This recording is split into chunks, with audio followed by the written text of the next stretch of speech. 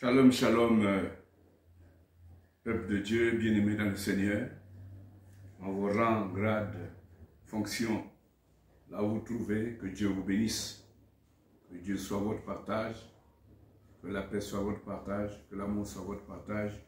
Soyez grandement bénis aujourd'hui. Voilà, nous sommes à notre rendez-vous. C'est vrai que vendredi, nous n'étions pas ensemble, mais Dieu a permis qu'aujourd'hui nous soyons ensemble pour notre grand rendez-vous, le fer aiguise le fer Chisengo ou l'englo Chisen. Voilà, nous sommes très ravis de vous avoir avec nous. Nous sommes ensemble, selon ce qui est écrit, qu'il est doux et agréable pour les frères de demeurer ensemble, d'être ensemble, de se fixer ensemble comme domicile.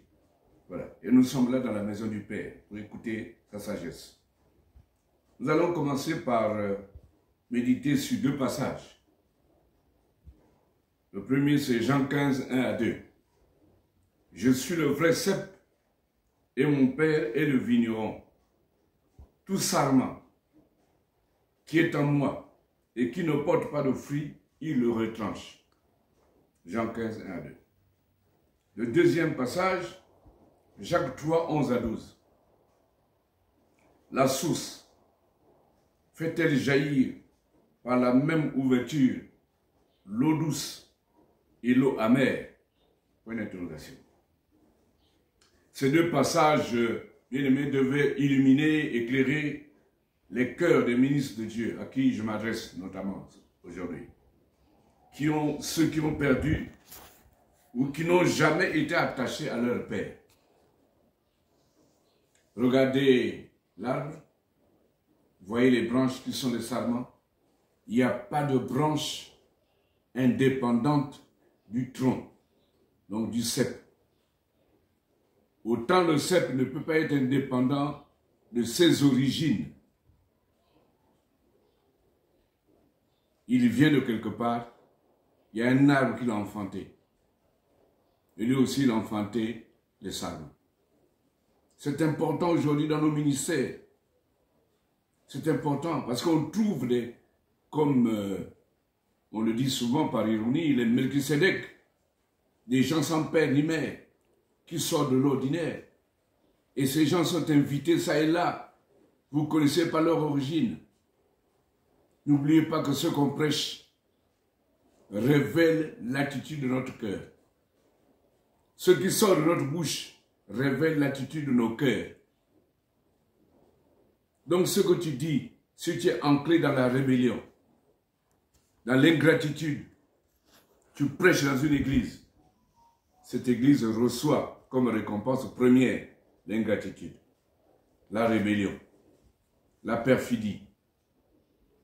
Et ça, les hommes de Dieu, vous qui aimez organiser des rencontres et tout, vous ne le savez pas.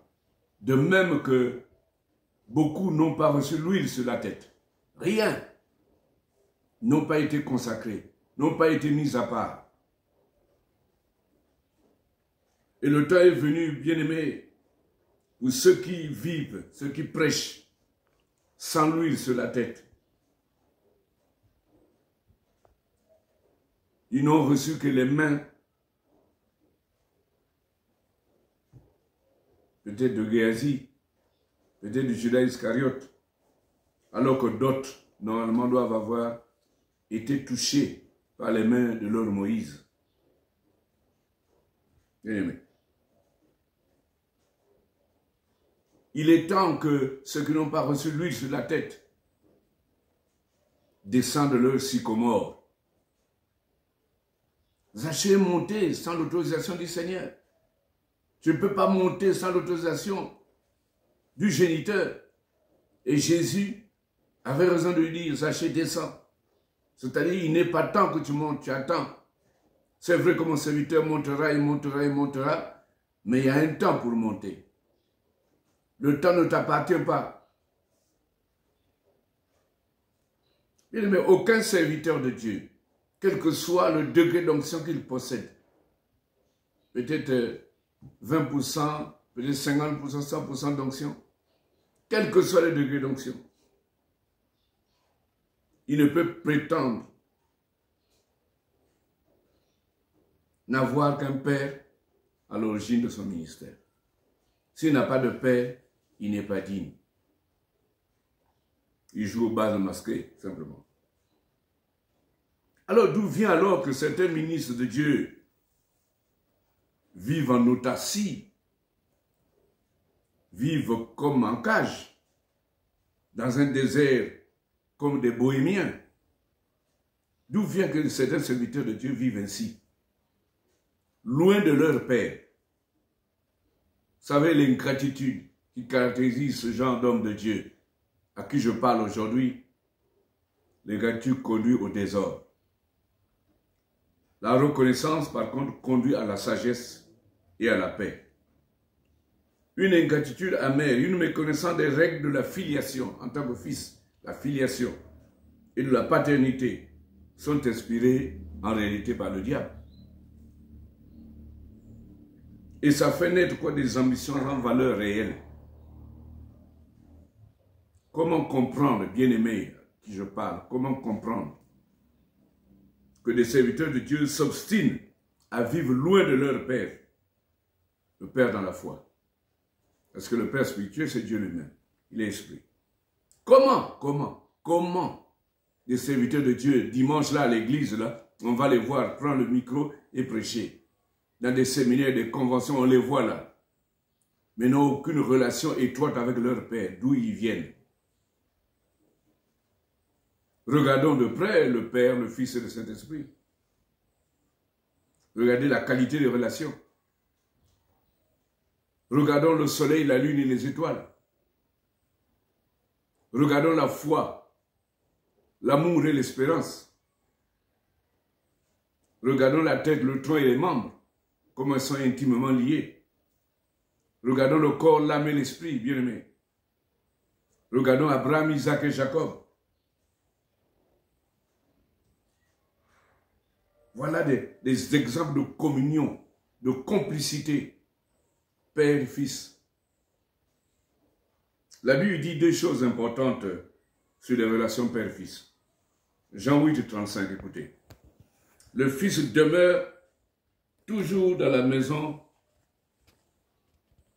du Père. Le Fils demeure toujours dans la maison du Père. Le Fils demeure. Celui qui est Fils. Pas techno. Parce qu'il y a enfant, il y a fils. Si vous êtes enfant, ce que vous faites en ce moment, vous avez raison. Votre attitude est conduite par le monde des ténèbres. Sorcier déguisé. Mais le Fils, dans Jean 5, 19, ne peut rien faire de lui-même. Il ne fait que ce qu'il voit faire au Père. Voilà l'exemple type d'un fils, Wios. Pas techno, mais Wios. C'est l'image parfaite d'une communion parfaite, d'une complicité implacable. Dans Jean 15, 1, que nous avons cité plus haut, nous voyons cette union, cette complicité entre le vigneron, le cep et les sarments. Quoi de mieux? Les serviteurs de Dieu non amarrés à leur Père, non accrochés à leur Père, devraient en tout état de cause soit abandonner, abdiquer, ne plus poursuivre le ministère. Va à la maison, va t'asseoir. Va à l'église, va t'asseoir. Tu n'es pas pasteur. Tu n'es pas digne d'être serviteur de Dieu. Tu n'as aucune relation avec ton Père, avec tes origines.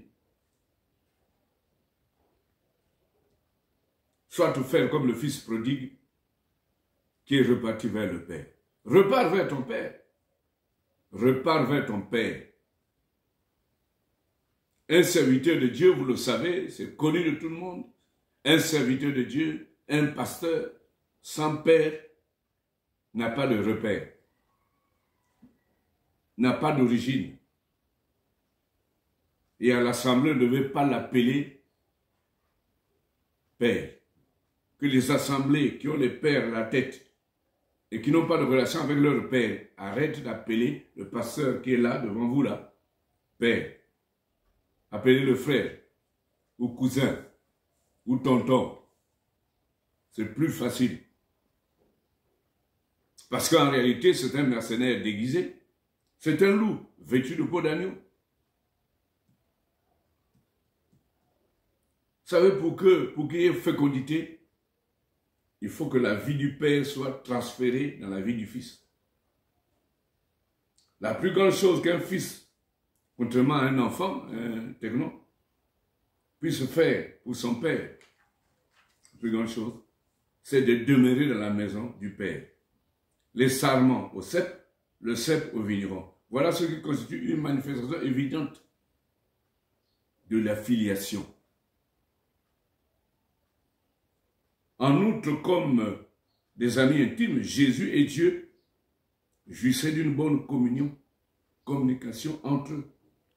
Le Fils n'est pas plus grand que son Père, comme le serviteur n'est pas plus grand que son maître.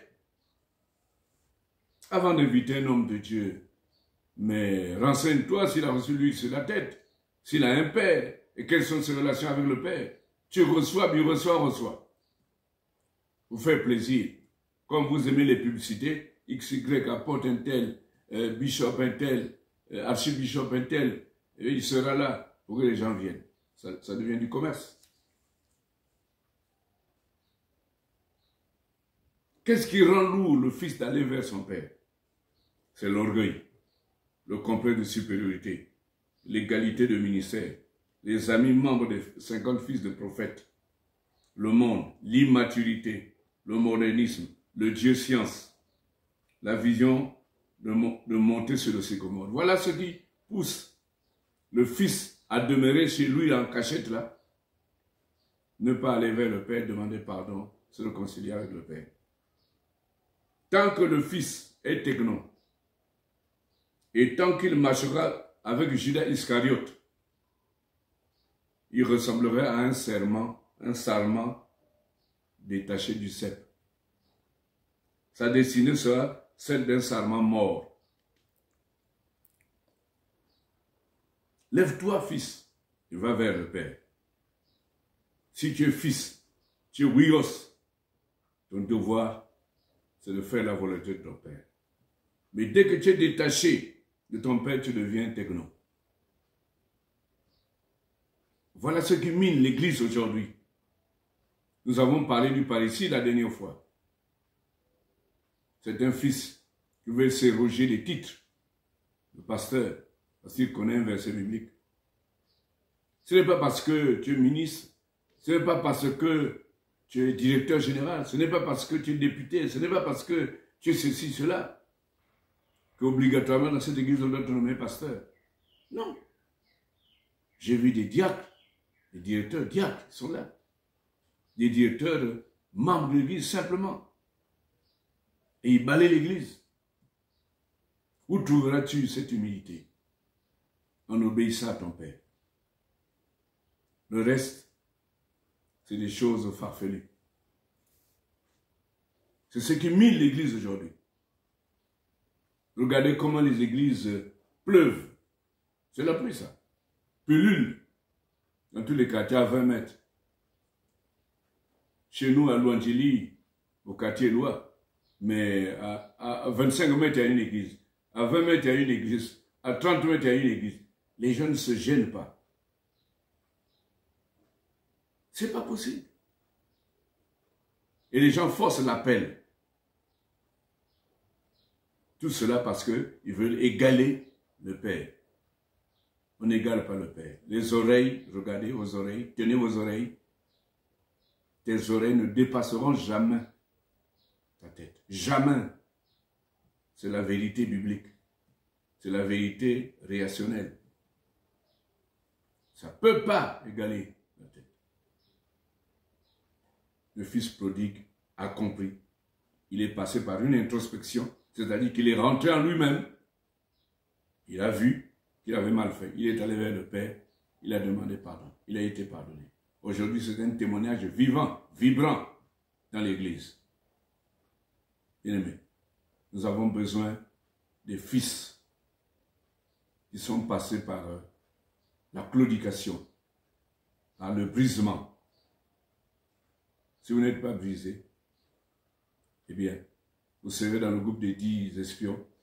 Ils ont vu les fils d'Anak, les géants, et eux, ils étaient les sauterelles. Non. Soyez bénis aujourd'hui par ce message puissant et poignant. L'Église aujourd'hui a besoin de huios, des fils. L'Église aujourd'hui a besoin des fils, vrais fils, et non des aventuriers qui veulent égaler leur père. Mais le Père restera Père. Que le Dieu des Pères vous bénisse. Que mon Dieu vous bénisse. Vous qui avez accepté ce message poignant. Reculez. N'avancez pas vers le Père. Avancez avec humilité. Au nom de Jésus. Amen. Seigneur, nous bénissons ton saint et glorieux nom. Un homme et une femme en rébellion ont entendu ce message. Brise leur cœur, leur attitude négative. Que tous les fils soient ramenés à la maison du Père. Parce que le fils doit demeurer dans la maison du Père. Toujours et toujours. Seigneur, merci d'avoir touché un homme et une femme. Sans doute un travailleur, un commerçant. Qui brille par la désinvolture. Merci Seigneur de les bénir. De bénir ton Église. De sauver ton Église. Au nom de Jésus. Amen. Amen. Amen.